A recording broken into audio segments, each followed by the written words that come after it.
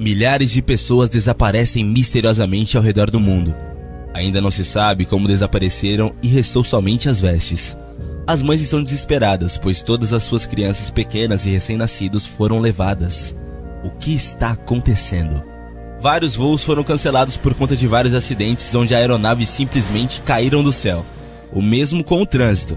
Vários acidentes foram causados ao redor do mundo e ninguém consegue achar os condutores. Os hospitais estão lotados com tantos acidentados e falta de médicos e enfermeiros que desapareceram sem deixar rastros.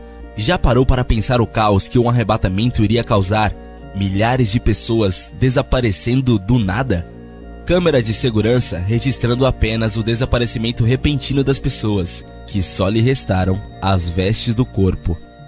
É assim que o grande apocalipse bíblico vai começar. Incêndios florestais, erupções, maremotos, terremotos, tsunamis, uma série de pequenas catástrofes vai assolar a Terra. Como se já não bastasse todo o caos gerado pelo arrebatamento, as catástrofes vão fazer um combo de coisas ruins. Imagine toda a situação econômica com pessoas magicamente sumindo ao redor do mundo. Nós precisamos de uma quantidade de pessoas em cada setor para manter tudo funcionando. Estaria tudo relativamente parado. Com a falta de pessoas, a produção cai, o que logo poderia gerar um impacto na economia global. Com isso, as pequenas catástrofes vão vir para acabar de vez com tudo. Com pessoas faltando, imagina casas destruídas, pessoas tendo que se mover de uma região para outra, sendo que está faltando mão de obra para tudo. É assim que a situação econômica colapsa.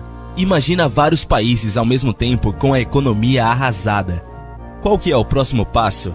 Procurar recursos naturais, que significa dinheiro, para estabilizar a economia. O que isso significa? Guerras. Claro que ninguém vai estar em uma boa situação, mas já temos grandes potências que tentam a sair menos pior nesse gráfico. Imagina a opressão em cima dos países menores que contêm recursos ainda valiosos. As alianças políticas não vão mais ser as mesmas. Agora, todo mundo é mais egoísta e tem as suas próprias prioridades. Então, cada um vai tentar sair da sua melhor maneira, invadindo os demais países em busca de recursos mais preciosos para poder levantar a sua própria economia. Então vai tender das grandes potências em acabar com os mais fracos, e depois vai ser uma luta dos grandes. As mais fortes lutando com os mais fracos para poder manter a sua própria estabilidade. Bem, a produção mundial caiu com o arrebatamento. As catástrofes naturais ajudaram a acabar cada vez mais com os preciosos recursos. Agora em guerras então, com bombas nucleares, armas biológicas e químicas, vai acabando cada vez mais com o pouco de água e as fazendas que ainda produzem uma pouca quantidade de comida no mundo, além de acabar de vez com as grandes indústrias. Por esses e outros fatores, nós vamos experienciar a verdadeira fome. Não vamos produzir mais na mesma quantidade e não vamos conseguir nos alimentar, principalmente se nos tornarmos refugiados de guerra, praticamente sobrevivendo para sair do foco dos conflitos. A fome vai começar a acabar com as pessoas, derrubando um por um. O último dos cavaleiros do Apocalipse, a morte, nem precisa de descrição. Guerras, fome, desastres. Tudo isso vai culminar em várias mortes ao redor do mundo, o suficiente para fazer com que a nossa população diminua drasticamente, podendo chegar até mesmo a menos da metade da população atual, fazendo com que os antigos impactos da queda populacional voltem com muita força, se tornando um círculo vicioso. Quanto menos gente, mais problemas que resultam em mais mortes ao redor do globo. Em um cenário de guerras, caos, desordem, fome e morte, o anticristo surgirá como um líder, alguém de cargo político muito importante. Ele chegará à liderança mundial, formando uma nova era de paz e segurança global. Eu aceito.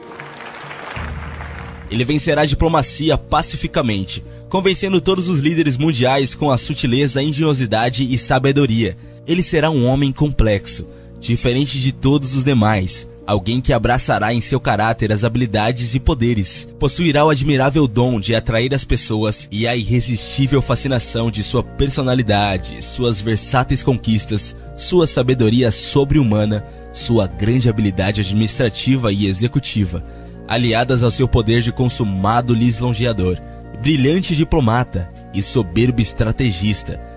tudo isso vai torná-lo o homem mais notável e importante de todos os tempos. Terá uma personalidade gentil, inofensiva, compassiva e se dedicará à paz e prosperidade do mundo. Esse líder estará pronto para solucionar grandes e atuais problemas mundiais. Agradeço por tê-lo como amigo. Segundo a Bíblia, esse líder vai governar o mundo inteiro, controlar a economia mundial e vai governar com o consentimento internacional.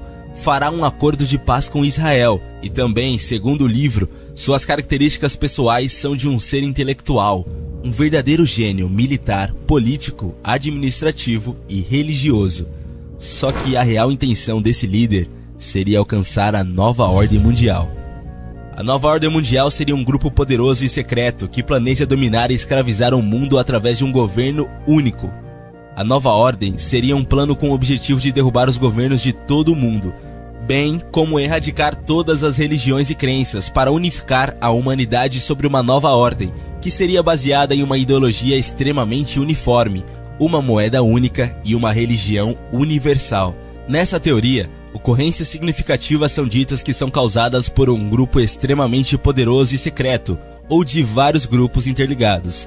Acontecimentos históricos e atuais são vistos como passos de um curso planejado para governar o mundo, principalmente através de uma combinação de políticas financeiras, corrupção política, engenharia social, controle mental e o medo à base da propaganda. Os teólogos cristãos afirmam que os agentes de Satanás estão envolvidos em enganar a humanidade a aceitar uma ordem internacional demoníaca. Estas crenças incluem muitas vezes o milenarismo explícito. Os Illuminates apregam a iminência da vinda do anticristo e ao fim do mundo. Então, durante esse tempo, além de todos os problemas anteriores, nós estaríamos sujeitos à perseguição religiosa, falta de liberdade de expressão e ao escravismo. Basicamente, os grandes líderes que seguem fielmente o anticristo vão dominar o resto da população, sendo 7 anos de inferno na terra. Depois desse tempo, Jesus volta pessoalmente e aprisiona Satanás por 1000 anos. Esses serão os tempos de paz e calmaria para as poucas pessoas que restaram. A vida segue e a tentativa de refazer a humanidade também. Estima-se que vão sobrar apenas milhares de pessoas vivas em todo o mundo.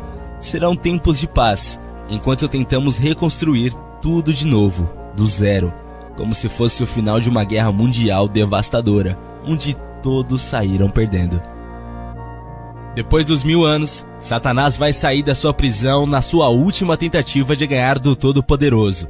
Desse modo, uma última e épica batalha final será travada. Alguns teólogos cristãos dizem que essa interpretação será do reino do anticristo contra várias nações, já que o seu império está desintegrando. Já outros textos dizem que todas as nações estarão batalhando contra Jesus Cristo, como diz em Apocalipse. Então vi a besta e os reis da terra e os seus exércitos reunidos para fazerem guerra contra o cavaleiro sobre o cavalo e o seu exército. O anticristo vai invadir Israel, em seguida tomar as suas tropas para o sul, onde seria o norte da África, incluindo o Egito e a Líbia. Sua ditadura econômica será desafiada, envolvendo atividade militar durante a segunda metade da tribulação. Perto do fim, o rei do sul, provavelmente o Egito com a Líbia e outros, irão se rebelar. Ele vai trazer as suas tropas através de Israel. O anticristo ficará incomodado por notícias do Oriente e do Norte. Então ele vai voltar a estabelecer uma área de teste no Vale do Armagedon, entre o mar e a montanha do Monte de Sião. Ele vai voltar a Israel e estabelecer o seu posto de comando. O Vale do Armagedon está a apenas 20 milhas para o interior da cidade portuária de Haifa, através do qual todos os exércitos marítimos do mundo podem entrar. Em um último esforço inútil para unificar os exércitos da Terra e para desviar a atenção do fato de que a sua estrangular espera de que as potências mundiais estão enfraquecendo, o anticristo irá declarar guerra contra o próprio Jesus Cristo, o inimigo comum de todas as pessoas degradantes da tribulação. O objetivo de sua ira será o povo escolhido em Jerusalém, local onde foram derrotados. Em Apocalipse capítulo 20, versículo 10, o diabo, o sedutor deles, foi lançado para dentro do lago de fogo e enxofre, onde já se encontram não só a besta, mas também como o falso profeta, e serão atormentados dia e noite pelos séculos dos séculos. O novo céu e a nova terra, um mundo novo depois do caos total. Uma terra onde os novos habitantes vivem felizes depois do apocalipse. Uma terra onde Deus se faz presente entre eles e todos vivem juntos compartilhando o mesmo local. Um lugar onde não existe tristeza, dor ou sofrimento. Não haverá mais luto, pois a morte não vai mais existir. E assim se encerra o capítulo 21. Eu sou o Alfa e o Ômega, o princípio e o fim. Eu, a quem tem sede, darei de graça da fonte da água da vida.